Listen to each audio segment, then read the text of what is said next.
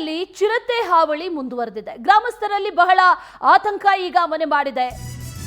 ಆಹಾರವನ್ನ ಅರಸಿ ನಾಡಿಗೆ ಎಂಟ್ರಿ ಕೊಟ್ಟಿದೆ ಚಿರತೆ.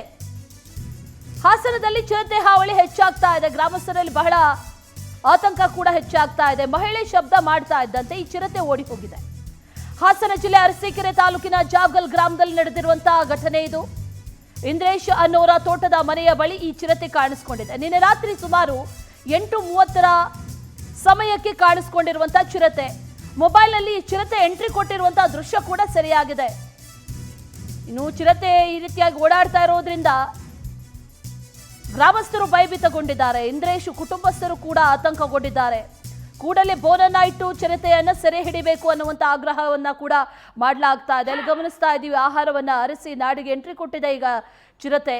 ಗ್ರಾಮಸ್ಥರಲ್ಲಿ ಬಹಳ ಆತಂಕ. ಒಂದು ಕಡೆ ಮಹಿಳೆ ಶಬ್ದ ಮಾಡ್ತಾ ಇದ್ದಂತೆ ಅದು ಓಡೋಗಿದೆ.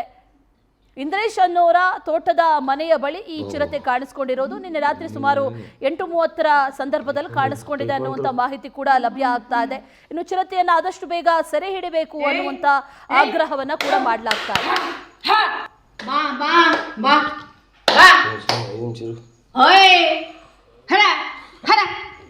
ಕಮ್ಮಿಲ್ಲೇನು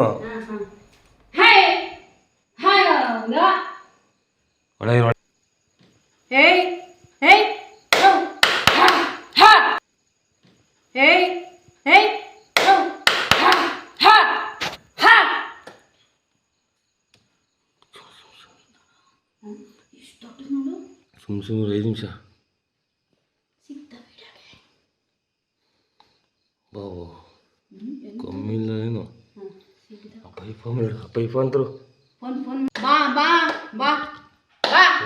ನಿಮಿಷ ಕಮ್ಮಿಲ್ಲೇನು